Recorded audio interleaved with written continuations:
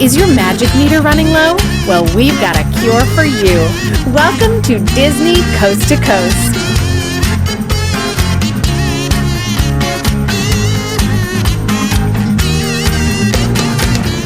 Hey folks, and welcome to Disney Coast to Coast, the ultimate unofficial Disney fan podcast. I'm Jeff DePauli, and welcome to the Season 7 finale. Today on the show, I have my dear friend David Coffey joining me to discuss Disney's different versions of A Christmas Carol. For almost 30 years now, David has been performing the role of Ebenezer Scrooge in A Christmas Carol at North Shore Music Theater in Massachusetts. Not only is this widely acclaimed regional production a New England tradition, but so is David himself. I grew up going to see this production, and later on in life, I got to work alongside David on this show. David is one of my favorite Scrooges, so I'm very happy that he agreed to come on today to discuss Disney's interpretations of this classic tale. It's all coming your way right after this. I've got some good news and some bad news. The bad news is that you've waited far too long to order your Disney Coast to Coast 2021 calendar. The year is almost over. What are you waiting for? The good news is that there's still some time. So head on over to DisneyCoastToCoast.com to order your wall or desk calendar featuring original photos taken by me. And if you order before the end of 2020, 20% of the profits are going to the cast member pantry in order to help Disney cast members that lost their jobs. So you have two good reasons to not wait any longer. 2021 is almost here, and you're almost out of time to help out the cast member pantry with your order. Once again, you can order your calendar at DisneyCoastToCoast.com or click on the link in this episode's description.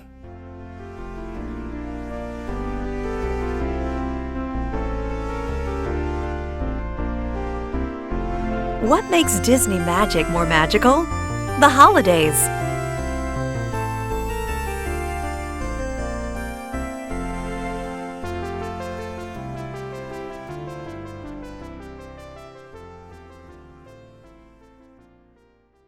Humbug! Don't be cross. What else can I be when I live in such a world of fools as this?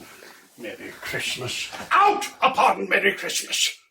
What's Christmas time to you but a time for paying bills without money? A time for finding yourself a year older but not an hour richer? If I could work my will, every idiot who goes about with Merry Christmas on his lips should be boiled in his own pudding and buried with a stake of holly through his heart, he should. Granted. Folks, what you just heard was my dear friend and actor David Coffey as Ebenezer Scrooge performing an iconic scene from A Christmas Carol. David, thank you so much for being here today to discuss Disney's various versions of A Christmas Carol. Oh, what a thrill. I love them. I am so excited to have you here. You have no idea. You've been playing Ebenezer Scrooge for over 25 years now, is that right? Yes, at North Shore Music Theater. I've been doing it since 1992, and I actually first played Scrooge in high school in 1973, and I toured with a production for 2 years in the 80s, and then when I started back at North Shore, I've been doing it with them ever since. My goodness, and that's a lot of time doing... That's a lot of time! doing Ebenezer Scrooge. What is it that keeps bringing you back to this role? It's one of the few roles you play that you take an amazing journey, but at the same time, you leave all happy and uplifted. And there's not too many roles that you go out of the theater in such a great mood yourself after playing a show. Usually you're completely worn out and you're ready to get out of there. But but during doing this show always lifts me up. And then I go around after the show, and I visit with the audience there around the stage right after the show. And that, oh man, that just puts me over the top. Yeah, I mean, for folks listening who didn't grow up in New England, let me just say, David, not only is A Christmas Carol at North Shore Music Theater a holiday tradition, David Coffey is a holiday tradition in New England, and you are in Texas right now, which is your home. Actually, I don't even know this. How did you get involved with a New England production of A Christmas Carol being based in Texas? Well, came up in 1992 with a theater from Fort Worth, Texas. At the time, they were co-producing shows with North Shore because the North Shore Music Theater really did not have any facilities at that time to produce their own shows. They had a new shop, but they didn't have any rehearsal facilities. We rehearsed up in the restaurant by the theaters where we rehearsed. And then what was the Montserrat College of Art moved to downtown Beverly, Massachusetts, and the theater got that whole building and complex, and they turned that into their costume shops and their prop shops and metal shops and 3 different rehearsal spaces. So that's when they started producing their own shows in 1994. But before that, they were always co-producing. So that's how I came up. And then I was doing a production of Singing in the Rain, and they posted on the call board auditions for A Christmas Carol.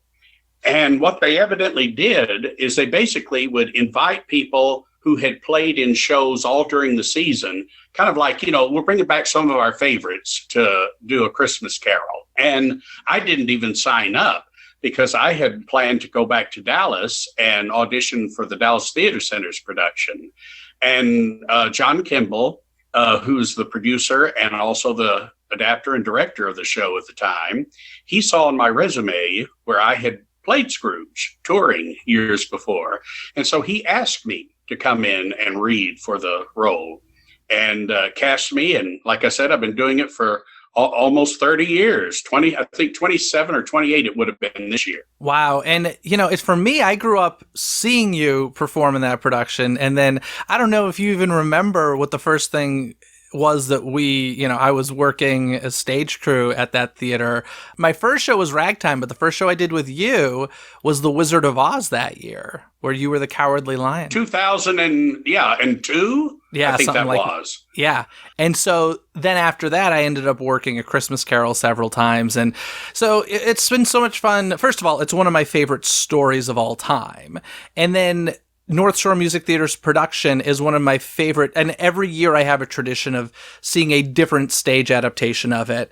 And North Shore is always one of my favorites. I go as often as I can whenever I'm home for the holiday season and the timing lines up. And it's been such like a fun journey with me in that production as a kid watching it to working on it, getting to know you. And I'm so happy you're here to talk about Scrooge. I do wonder though, do you reread the book every year? Do you have to relearn your lines? The lines are pretty much there, but I do try to read the book almost every year. I don't get to do it every year, but almost every year I try to reread the book. And I'm like you, when I was touring, and even now, if I'm about and I see there's a production of A Christmas Carol, I try to go because I'm always fascinated by what they choose. It's a little book, but there's so much in there. And it's always fascinating to see what they choose to include and what they decide not to include from the story. Absolutely. And what's it like every time you see it, seeing somebody else play Scrooge? Because obviously you know Scrooge in and out, or at least you know you're Scrooge. So what's it like seeing other actors do it? Oh, I just love it. I love to see other people do it. If there's anything really good, I'll steal it, but. No, you will borrow it, David. You will borrow it. But no, because, Scrooge, that's one of the things. I had a interview just the other day with Rich Fahey for the Boston Globe. And he was asking me, he says, now, how has your Scrooge changed over the years? And I said, well, Scrooge doesn't change. I said, I've changed physically and, I guess going through life. But I said, my approach to the role and the role itself hasn't changed. It's just how it comes across to an audience that, I'm probably not as agile and all as I used to be when I started doing it at North Shore. I think I was 35 when I started doing the role at North Shore. Now I'm 63. So there's a little bit difference in the way I move, I guess, than what I used to. It's so interesting that there's a character that you can play for so many years, and it's never felt inappropriate for you to be playing. I mean, obviously I didn't see you doing it when you were 35 years old, but it's never felt inappropriate. I actually remember a year where you hurt yourself and you had to use a cane for a good amount of the run. I think you twisted your ankle or something, right? No, I tore my meniscus. And so I did it 1 week with a cane at the end of the run. But, I kept doing it. And my good friend Ed Lindeck, did you work, let's see, when they did Sweeney Todd? Were you there at the time at the theater? Well, he played the judge, which he did originally on Broadway. And he used to do a production in, I think, Pittsburgh. And he finally retired from doing that production when he was in his 80s. And I think he passed away about 2 or 3 years later. So I said, as long as I can do it, I'll be doing it. I guarantee you. Yeah, now we would be remiss not to mention that, of course, this year it isn't happening for the obvious reasons.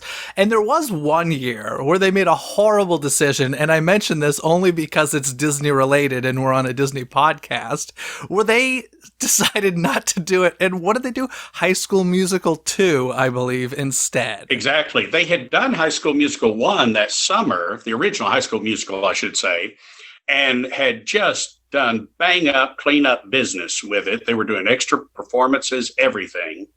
And part of the agreement, as I understand it, was, to get the rights to do High School Musical, you also had to do High School Musical 2. It was part of the package deal.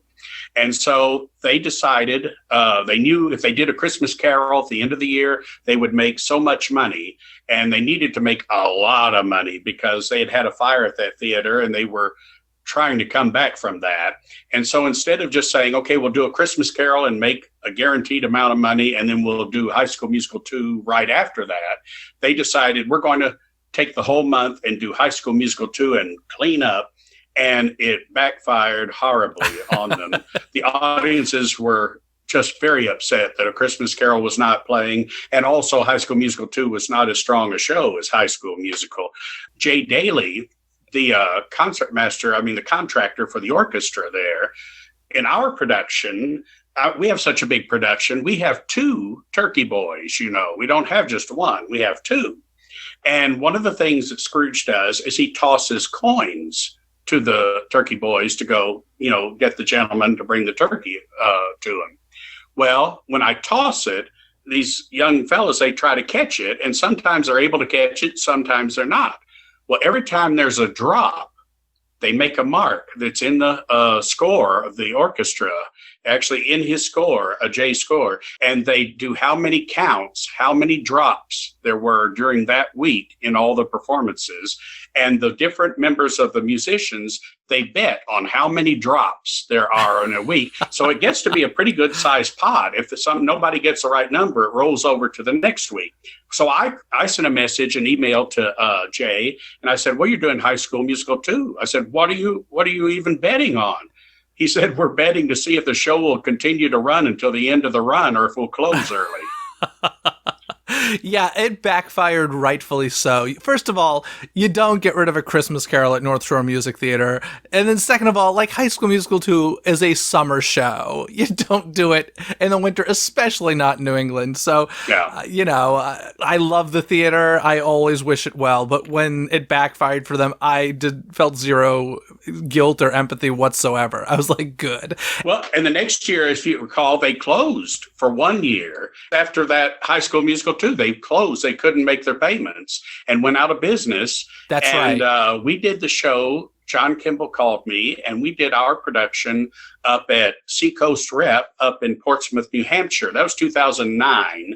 And then we came back. Bill Haney bought the theater, and he saw the show in Portsmouth and said, oh, yes, we have to have this back. This is too good. And so we came back in 2010 to North Shore and have been there ever since. I went up to Seacoast Rep to see it as well when it was there. And obviously a much smaller production, a much smaller venue, but still you as Scrooge and that great, they have a wonderful adaptation. It's a marvelous adaptation, I think. All right, now let's get to Disney's versions. The first one was in 1983. We have Mickey's Christmas Carol. And this is interesting. First of all, I actually think that this was my first introduction to A Christmas Carol, even before I saw it at North Shore, much younger kid. It was Mickey's Christmas Carol, and I fell in love with this story. But now going back and knowing the actual book and full story as well as I do, I still love it, but it's so fascinating, as you were saying, to see what they chose to use, because this is a short, it's about 26 minutes long. So there is a lot of cutting. that happens in this one. But let's just start with your overall thoughts. What do you think of Mickey's Christmas Carol? Well, I saw it in the theater in 1983 because I was on tour doing A Christmas Carol at that time. And I'll be truthful with you, I was a little bit disappointed when I saw it because I understood that it was done as a, like you said, an introduction for kids, basically, is what it was. And I thought it was, first of all, too simplified, and it was so cut down, and it was so animated as far as slapstick, stuff like this added to it, that it didn't have the real heart of the story. To me, it came off more as an exercise that the artists were doing. It was kind of like, let's just see if we could do something, how can we fit all of our characters into these roles, kind of like the Wizard of Oz thing, and you were there, that kind of thing, Yeah. But some of those were shoehorned in. They weren't necessarily the most natural fit, and the way they used them, I didn't think was to the strongest emotional punch. I made a couple of notes. One note was the strongest image from that film for me when I watched it again is Mickey as Bob Cratchit kneeling at Tiny Tim's grave. That's one of the most touching images in the entire film.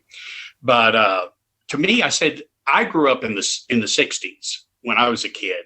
And I said the animation, the color, the backgrounds, the light and shade are beautiful, but it reminded me so much of the animated shorts they would do for Wonderful World of Disney on television when I was growing up. Now, it's interesting you say you remember seeing it in a theater because, what was it packaged with? It's only 26 minutes long, so it's not a feature. I don't recall. It was like a little double bill thing, but I don't recall what it was actually packaged with. I am curious. You said they didn't necessarily cast the Disney characters the way you would like to see. Who do you think was worst cast? Because I think Uncle Scrooge is perfectly cast, right? He's marvelous. I would say for me, the two weakest ones were Goofy as Marley.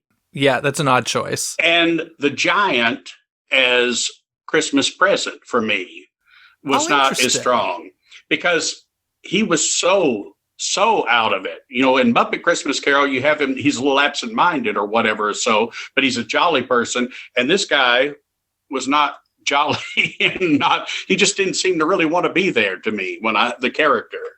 Interesting. I feel like physically he worked, but yeah, I get what you're saying. Oh yeah, physically he was perfect. But yeah, Goofy was too goofy to be Marley. He was too goofy for... Now, Jacob Marley is my favorite character. Oh, and we had a wonderful actor, Tom Staggs, who played the role for 10 seasons with us. And I mean, his goal was to see how many children he could send out of the theater. He tried to make it as frightening as possible. So that is one of the things I love about A Christmas Carol is I'm a huge Halloween fan. I'm a huge fan of the paranormal. I love scary things. And that's the thing about A Christmas Carol is it is a scary ghost story. It has beautiful Christmassy moments, but it takes place during a dark period in history, focused around a dark character with encounters with ghosts. So it's so funny how it's become so synonymous with Christmas for obvious reasons, but it's scary, and I love that about it. Mike Cesare had even made a flyer to put out at Salem, Massachusetts, because that's, of course, big Halloween capital of the United States. And they would put those out, and it had a picture of Marley, and it would say, ghosts, they're not just for Halloween anymore. There would be a kind of a teaser to get people to come to see Christmas Carol. It's so good. But what was I going to say about Goofy there? I agree that he's not the best choice. I don't know who I would have put as far as Disney. Yeah, that's a good question. I don't know who I would necessarily, but I think, and the thing was with Goofy too, is they really made him goofy. That I mean, like I said, they added the slapstick stuff of him falling over, a bar or what was it, a broom or something, broom handle the or cane. something. Cane, that was it. Yeah. Things like that. And it's like, he's already dead. Don't add more slapstick to him. God bless him, Oh, man.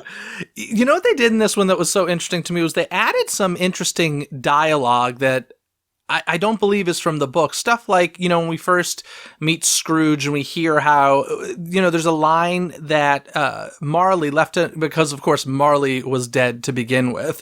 So he mentions how Marley left money for a tombstone, but he had him buried at sea, which is, of course, is a funny little thing. He stole the dead guy's money and didn't even have to pay for a tombstone. But it's such an interesting, quirky little line that they added in. And I felt like there were a lot of moments like that, because obviously they weren't going to make it as dark as it could be. It is a Disney cartoon for children, after all. But I found that to be interesting. Tell me, do you remember who wrote that book, that adaptation, the script? I don't know who wrote the there's another thing I had made a comment on that reminded me so much of, we need some miser jokes. And I swear this was probably stolen from a Jack Benny radio show or something.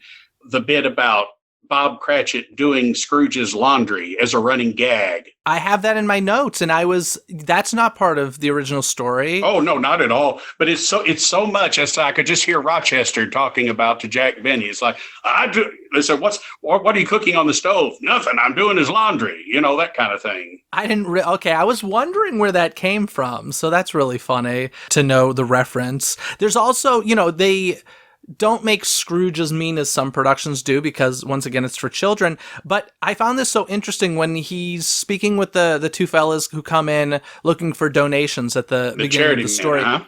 Yeah, I love this little twist he puts on it where he's like, well, if you're raising money for them and you get money for them, they're not going to be poor anymore. And if they're not poor anymore, you'll be out of a job. And don't ask me to put you out of a job, not on Christmas Eve. And I was like, gosh, that is some really good added dialogue that is smart. Not part of the original text. Yeah, smart fella. Works. I liked it quite a bit. Of course, there was tons of cutting, as we mentioned, because it's only 26 minutes. We get the Ghost of Christmas Past, who is Jiminy Cricket, and we go straight to Fezziwigs. We don't see anything about his school days or anything like that. I'm going to assume that's the sort of stuff that probably annoyed you when watching this, because that's a pretty... That, and then in Christmas Present, they don't go to Fred's house for the party. And I have the feeling, in all honesty, that some of that was probably done and then cut for time. Is Possibly. What I have a feeling, because those are things that you just naturally, you expect for the show. It's so funny reading the credits for this because Don Hahn, who is a Disney mega producer, produced Beauty and the Beast, and he's been on this podcast 4 times, and he's a friend. And it's so funny looking at the credits of this because he was a production assistant on Mickey's Christmas Carol, and I'm just like, oh my goodness, it's just. Man, he's had his hands in that pot for such a long time, but it's so funny to see his early work on Mickey's Christmas Carol to what he's become today is incredible. A nice little thing or something interesting that they do in this was when there's the breakup between Scrooge and Belle, he forecloses the mortgage on the honeymoon cottage. And I was like, that's a weird little added thing that they put in. I don't know, just some interesting choices made. But the thing I really want to talk about here is at the end, when we're dealing with the Ghost of Christmas Yet to Come, the scene where Scrooge falls into the grave and is trying to climb his way out, and we have to see the flames coming up from underneath him. And this is not in the book. But although it has been used by other people too. Well, and even in the last one we'll be talking about today. Yeah, there was the Albert Finney version.